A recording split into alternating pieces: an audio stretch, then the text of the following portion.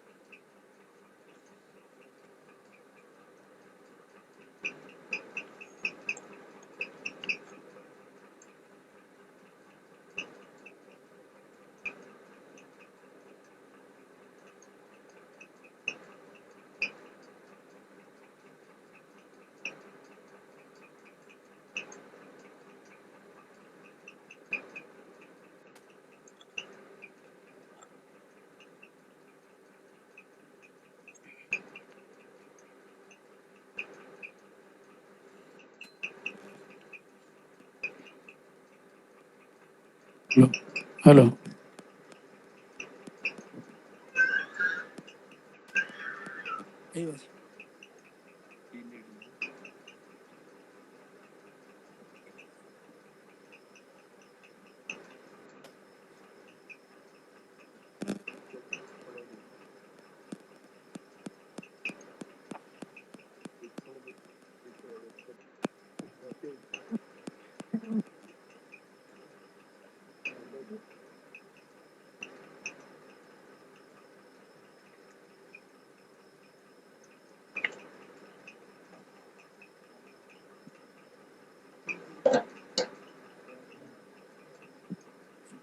जिनका भी positive result है आप इधर साइड में आ जाएं। जब गुरुदेव आपका नाम पुकारें तब आपको आशीर्वाद लेने के लिए ऊपर आना है।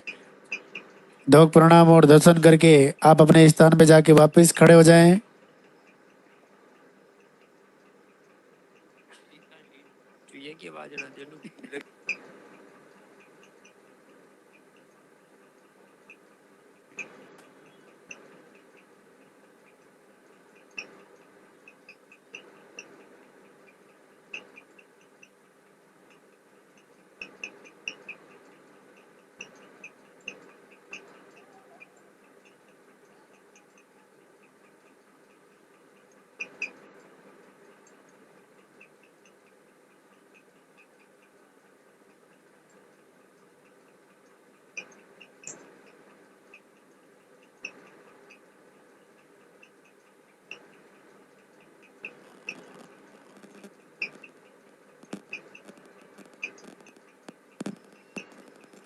बोलो।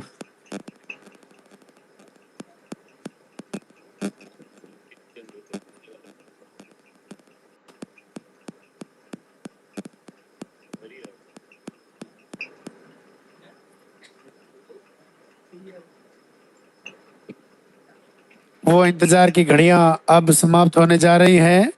लालदाई सरकार गुरुदेव हमारे बीच में पधार रहे हैं। गुरुदेव को मंदिर तक आने का रास्ता देवे। बीच रास्ते में आपको धोख प्रणाम नहीं करना है। गुरुदेव को मंदिर तक आने का रास्ता देवे। आपके हाथों में जो फूल है वो फूल पहले से ही रास्ते में डाल देवे।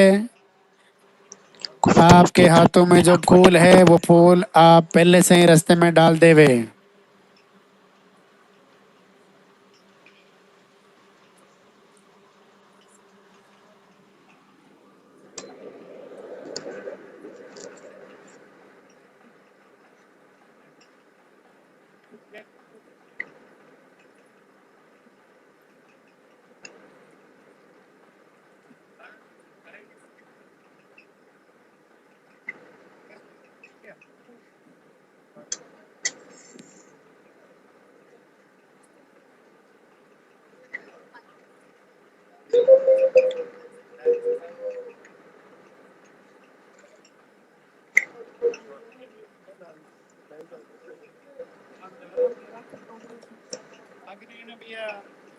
आगे नहीं आना भैया, जहाँ खड़े हो वहीं रहना, पीछे आगे मत आओ।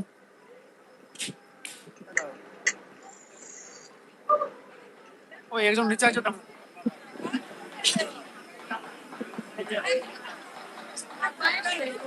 मंदिर के पट खोलेंगे, दर्शन करेंगे और जोरदार से जयकारा लगाएंगे।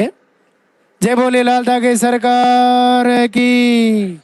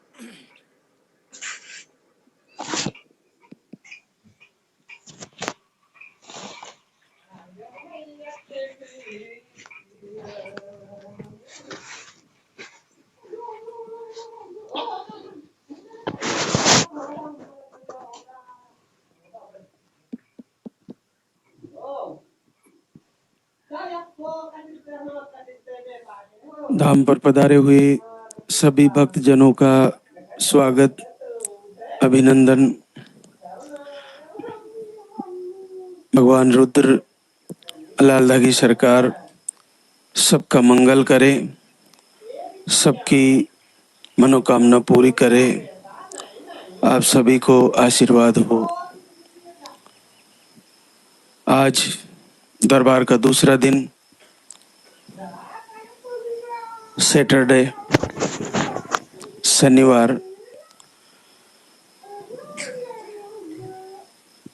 जो पहली बार धाम पर आए हैं, पर्चा काउंटर से भरवा कर उसमें आपका नाम, पता, एड्रेस और उसके बाद आपकी पीरियड की साइकिल सही लिखवानी है।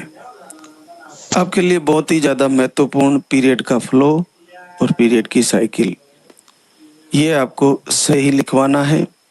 चाहे आप प्रथम बार आए हो, चाहे आप रिटर्न दूसरी तीसरी बार आए हो, आपको पीरियड की साइकिल सही लिखवानी है। उसके बाद आपका पर्चा कई जगह चेक होता है।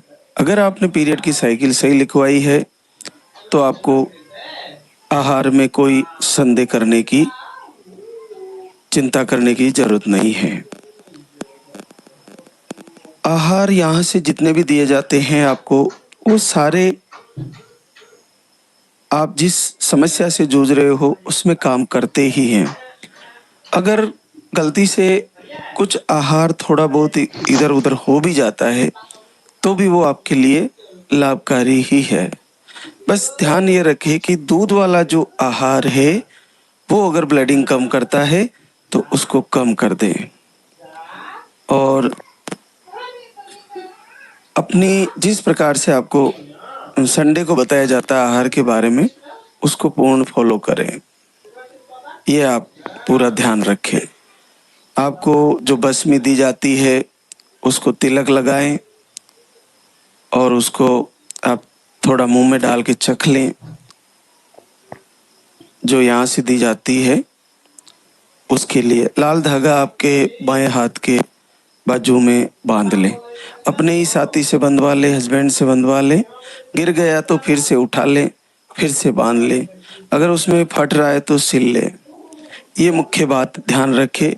इसके अलावा एक और बात, जो ऑनलाइन फ्रॉड वाली बातें हैं जिसमें आपसे दवा आहार भेजने के नाम से आपसे पैसा डलवा लिया जाता है और इसके अलावा आपसे गुरुजी से बात कराने की बात कहकर पैसा डलवा लिया जाता है।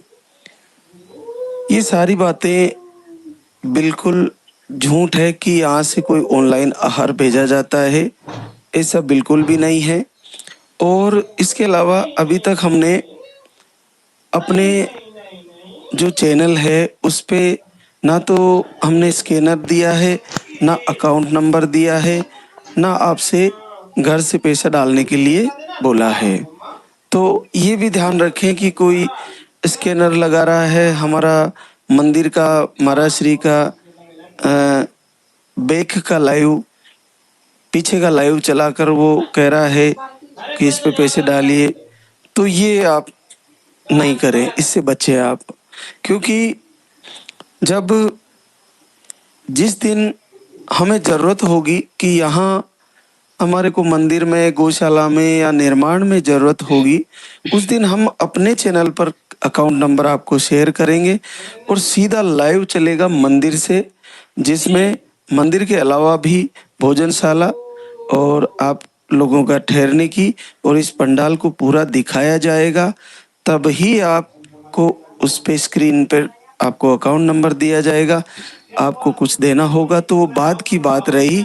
अभी आप लोगों की दुआओं से, आप लोगों की सेवाओं से सब संभव हो पा रहा है। तो आप किसी के पैसा ना डालें। आप किसी को भी पैसा डाल दे रहे हो, वो फ्रॉड कर ले रहे हैं। और ऐसे लोगों का जब मुंह लग जाता है पैसा, तो बहुत सारी मातृशक्ति को ठगते रहेंगे लगातार। तो सावधानी रखें, बच्चें। यहीं आके आहार लेना होता है और ना कोई यज्ञ करवाया जाता है, ना कोई हवन, ना आपको कोई यहाँ से औषधि आहार भेजा जाता है, ना गुरुजी से आपको बात होना संभव है। गुरुजी से जितने भी सवाल है, महाराज श्री से जितने भी आपके सवाल हैं, वो सब आपको लाइव में मिल जाएंगे। आपकी जो भी समस्या है वो पर्चे में लिखवाएं। आपके जितने भी सवाल है वो लाइव में उत्तर के रूप में मिल जाएंगे। बहुत सारी बहनें कहती हैं मुझे नेगेटिव ऊर्जा परेशान कर रही है, तो आप 2 टाइम आरती करिए, अपने मन को फिर से आरती में लाकर जोड़िए। आप अपने आप को लाल धागे सरकार के प्रवचन से, धागे से, दीपक से, जो आपको दैनिक दिनचर्या दी गई उससे, आरती, वंदना, प्रार्थना से दूर ना होने दे। अगर इनसे आप दूर होगे तो आपको नेगेटिव ऊर्जा फिर से रिटर्न परेशान कर सकती है। तो जिनके घरों में नेगेटिव ऊर्जा परेशान करती है, आरती चलाए, अखंड दीप जलाए। हल्की लाइन आई, अखंड दीप जलाए। आपको पूर्ण मन में विश्वास होना चाहिए, क्योंकि इस दरबार से ऐसे ऐसे अद्भुत आशीर्वाद हो रहे हैं जो बिल्कुल असंभव है। इतने कठिन, जिसका कहीं सब जगह से हार लिए और केवल पूर्ण भरोसा करके लाल धागे सरकार का और इनकी आराधना करने से और इनका यहाँ से आहार ले जाने से आपका जीवन बदल रहा है। तो इस गंगा में क्यों न अपन भी स्नान किया जाए, इस गंगा जल को पिया जाए जो प्रवचन के माध्यम से हमें मिल रहा है। तो सबका कल्याण होगा, सबको आशीर्वाद हो जाएगा।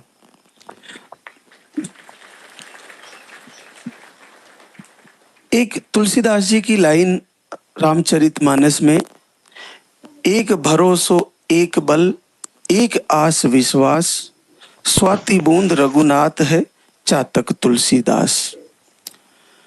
तुलसीदास जी कहते हैं कि मुझे केवल, हे राम, मुझे केवल एक भरोसा है तुम पर, और एक बल है, मेरी ताकत जितनी भी है वो तुम्हारे ऊपर है, और आस भी तुम ही से है, और विश्वास भी तुम पर ही है।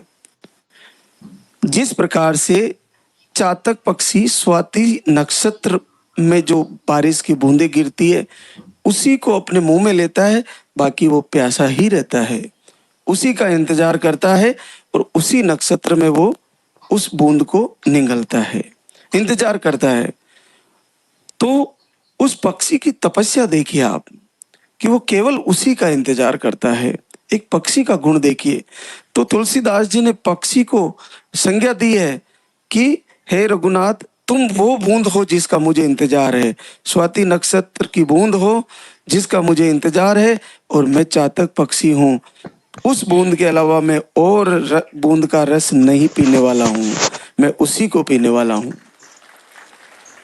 तो हे राम, एक भरोसो एक बल एक आस विश्वास स्वाति बूंद रघुनाथ है चातक तुलसीदास। इतना भाव होना चाहिए हमारा कि हे लाल धागे सरकार, मैं जिस प्रकार से चातक पक्षी स्वाति नक्षत्र में बारिश की बूंद जो गिरती उसी को पीता है, उसी प्रकार मुझे एक भरोसा एक विश्वास एक आत्मबल केवल तुम्हारा है, क्योंकि मैं दुनिया में सब जगह भाग चुकी हूँ, मेरा कहीं सहारा नहीं है। ऐसा भाव होना चाहिए। अगर ऐसा भाव रहते हुए आपने भगवान की प्रार्थना आरती करी तो निश्चित मानिए आपका जल्द ही कुल का दीपक जलने वाला है, पॉजिटिव रिजल्ट आने वाला है। क्योंकि संदेह कहाँ होता है? जहाँ भ्रम होता है। भ्रम कहाँ होता है? जहाँ पाखंड होता है। पाखंड का विषय ही नहीं है। टोटल इस दरबार से आध्यात्मिक सिस्टम है।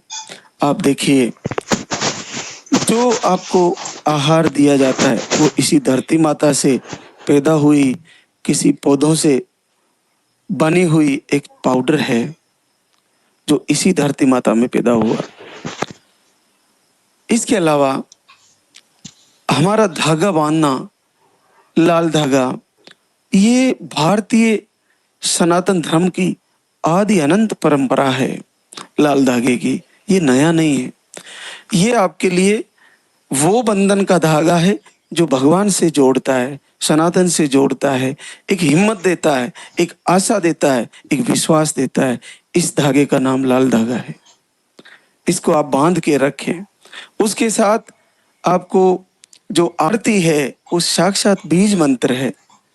वंदना आपके लिए बहुत अद्भुत है, प्रार्थना आपके लिए बहुत अद्भुत है। तो आप सब चीजें छोड़ के जो भी आप जितने, एक तो प्रथम ध्यान रखें कि हम बहुत सारे अपने सनातन धर्म में कई देवी देवताओं को पूजते हैं, लेकिन कुछ समय के लिए लाल धागे सरकार की आराधना कर लीजिए। इधर उधर भागना बंद कर दीजिए। जब आपका मन केवल एक तरफ दौड़ेगा, केवल लाल धागे सरकार की तरफ, एक को ब्रह्म द्वितीया नास्ति, एक ही की पूजा करोगे तो आपको निश्चित सफलता मिल जाएगी। मन को भगाना छोड़िए, केवल इसी में लगाइए। बुद्धि तीन प्रकार की बुद्धि होती है, सात्विक, राजस और तामस। हर मनुष्य के अंदर होती है। तीन प्रकार की बुद्धि होती है, सात्विक, राजस, तामस। सात्विक बुद्धि धर्मपरायण रहती है, धर्म के अनुसार चलती है, प्रकृति के अनुसार चलती है, और शास्त्रों के अनुसार और गुरु के प्रवचन के अनुसार और माता पिता की आज्ञा के अनुसार, कुल मिला के धर्मपरायण बुद्धि का नाम सात्विक बुद्धि है। सात्विक बुद्धि वाले लोग ब्रह्म मुहूर्त में जग जाते हैं। सात्विक बुद्धि वाले लोग सात्विक भोजन करते हैं। सात्विक बुद्धि वाले लोग प्रकृति से फलाहार खाते हैं, जमीन से जमीकंद खाते हैं, पौधों से जो मिलता है उसको खाते हैं, दालें खाते हैं, अन्न खाते हैं, किसी को सताते नहीं। ये सात्विक बुद्धि वाले लोग। सात्विक बुद्धि वाले लोग मधुर वाणी का प्रयोग करते हैं। सात्विक बुद्धि वाले लोग एक दूसरे की मदद करते हैं। सात्विक बुद्धि वाले लोग भगवान की पूजा आराधना आरती करते हैं। सात्विक बुद्धि वाले लोग सत्संग करते हैं। सात्विक बुद्धि वाले लोग एक दूसरे की मदद में हमेशा आगे रहते हैं, धर्म करते हैं, पुण्य करते हैं, दान करते हैं, सेवा करते हैं, साधु संतों की पूजा अर्चना करते हैं, चरण वंदन करते हैं, सब सुबह उठते माता पिता गुरुजनों को प्रणाम करते हैं। ऐसे लोग सात्विक बुद्धि वाले लोग होते हैं। और ऐसा ही हो जाना है। अगर ऐसा हो जाओगे तो दुनिया का कोई कष्ट आपके पास रहने वाला नहीं है, वो निश्चित दूर हो जाएगा। दूसरे लोग होते हैं राजस बुद्धि वाले लोग। राजस बुद्धि में क्या होता है कि हम कोई कार्य करते हैं, उसका हमें पूर्ण विश्वास या पूर्ण मन में क्या चल रहा है इसकी कोई गारंटी नहीं। हम अच्छा भी कर जाते हैं, बुरा भी कर जाते हैं, हम सही भी कर जाते हैं, हम गलत भी कर जाते हैं, हम नॉनवेज छोड़ भी देते हैं, हम खा भी जाते हैं, हम आरती पूजा कर भी लेते हैं, नहीं भी करते, हम किसी से क्रोध कर भी लेते हैं और शांत हो भी जाते हैं, हम किसी का बुरा कर भी लेते हैं और बुरा करना छोड़ भी देते हैं। मतलब बीच का।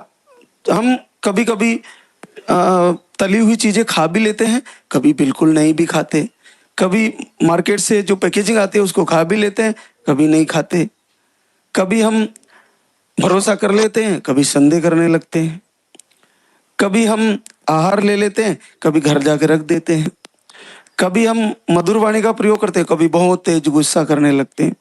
तो जो बीच का मन रहता है, जिनका बीच की स्थिति रहती है, उसको राजस बुद्धि कहते हैं। तो राजस बुद्धि वाले लोग ऐसे होते हैं। ये इसमें भी हमें नहीं रहना है। उसके बाद होता है तामस बुद्धि वाले लोग। तामस बुद्धि वाले लोग सबसे ज्यादा नॉनवेज का प्रयोग करते हैं। उनको शराब, उनको नशे की आदतें वो सबसे ज्यादा जरूरी है। उनको यही चाहिए। उनको आए दिन क्रोध करना, घर में क्लेश रहना, उनके अशांति बनी रहती है।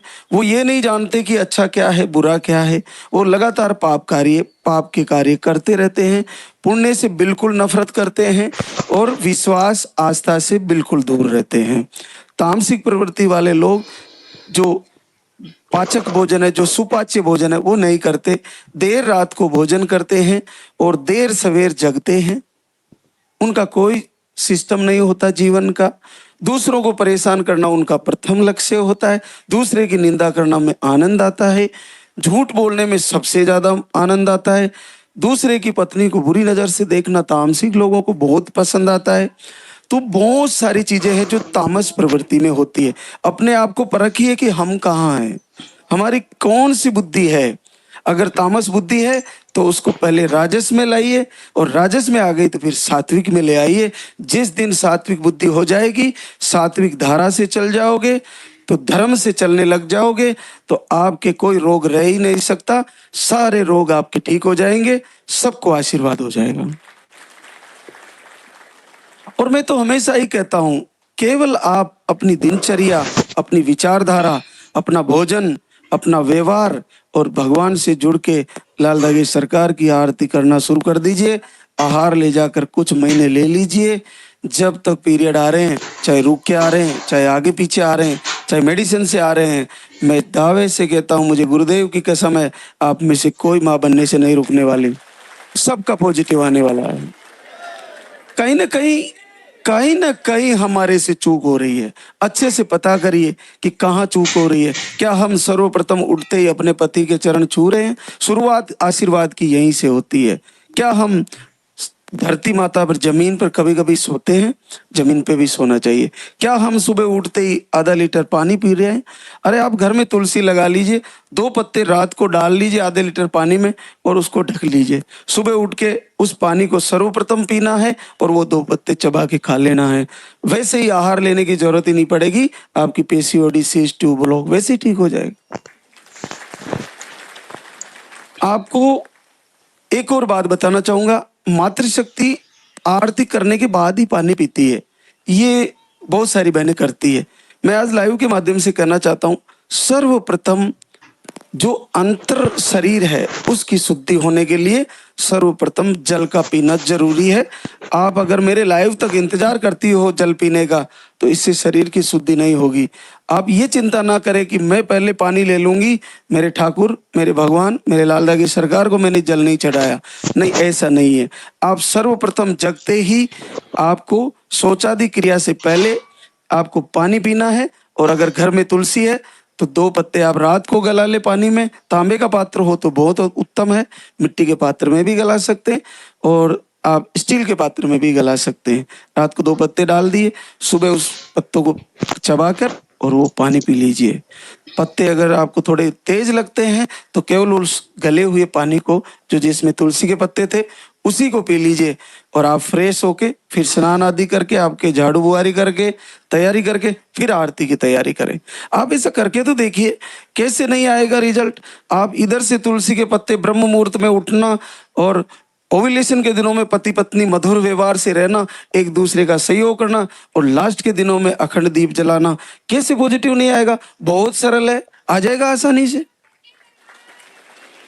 आप तो केवल ये कर लीजिए ना, ब्रह्म मुहूर्त में उठ जाइए, आधा लीटर पानी पी लीजिए, तुलसी के पत्ते उसमें डाल के रात को सुबह पी लीजिए, पति के चरण छू लीजिए, माता पिता को प्रणाम कर लीजिए, कुल देवताओं को प्रणाम कर लीजिए और सुबह आरती कर लीजिए। उसके बाद अगर आहार चल रहा है तो आहार ले लीजिए और बीच में पति पत्नी अच्छे से रहें। ओव्यूलेशन के दिनों में मधुर व्यवहार रहे, अच्छे से अपना बिस्तर तैयार करें, अच्छे से अपने आंगन की सफाई रखें। जैसे दीपावली पर अपन रखते हैं, लक्ष्मी पूजन के लिए तैयारी करते हैं, हम भी तो एक दूसरी दिव्य आत्माओं को अपने गर्भ में बुला रहे हैं, तो वहां हमारे को तैयारी करनी होती है। तो वहां शुद्धता का ध्यान रखें और लास्ट के दिनों में 6-7 दिन पहले, 5 दिन पहले, जब आपको ध्यान है कि पीरियड मेरा कब आने वाला होता है, तो वहां से आप अखंड दीप जलाएं। संकल्प करें कि अगर मैंने इस महीने आपकी पूजा दिल से की है तो हे प्रभु, पूरे विश्व को आशीर्वाद दे रहे हो, मेरे लिए क्या घाटा है, मेरा भी पॉजिटिव आ जाए इस महीने, और निश्चित पॉजिटिव आ जाएगा। 1 महीना गया, अगले महीने फिर तैयारी करो, फिर गया फिर तैयारी करो। अब इसमें घाटा क्या जा रहा है, हर महीने कर लो ना, बार बार करो। एक ना एक दिन जिस प्रकार से बार बार निवेदन करने से, ऐसी कौन सी विचारधाराएं हैं जो हमारा सुनती नहीं, प्रभु जरूर सुनेंगे, निश्चित सुनेंगे। एक दिन उनके कानों तक हमारे दिल की आवाज जरूर पहुंचेगी और वो आशीर्वाद देने के लिए मजबूर हो जाएंगे। इसके अलावा एक और बहनों का सवाल रहता है, हल्की लाइन आ रही है, क्या करूं। हल्की लाइन आई, अखंड दीप जलाओ। दीप जला के दीप के पास बैठ के प्रार्थना करो कि मुझे गहरी लाइन दे दे प्रभु। ऐसा संकल्प होना चाहिए, बार बार संकल्प करे, गहरी आ जाएगी। गहरी लाइन होते ही फिर आ जाइए धाम पर। और आप यहाँ पे आने का संकल्प करें, मैं दरबार में जाऊंगी, मेरा पॉजिटिव रिजल्ट आते ही, तो निश्चित आप घबराए नहीं। जब आपको देख रहे हो लाइव से कि 55-54 साल की उम्र तक जिनके पीरियड रुक रुक के आ रहे, 5-6 महीने में पीरियड जाने का समय हो गया, अगर उनको घर बैठे, उनको आहार लेने से, उनको आरती प्रार्थना करने से, उनको इस प्रवचन से, महाराज श्री के प्रवचन से, गुरुदेव के यहाँ से आशीर्वाद से पॉजिटिव रिजल्ट आ जा रहा है, तो आप में से जो बहनें आज यहाँ खड़ी है, आपके पास बहुत टाइम पड़ा है, बहुत टाइम पड़ा है। कहीं पैसा मत लगाओ, बस सही समय का इंतजार करो और सही दिनचर्या, सही विचारधारा और दैनिक सिस्टम अपना सब सही कर लीजिए और यहाँ से आहार ले जाकर फॉलो कर लीजिए। निश्चित आपको सबको फायदा होने वाला है।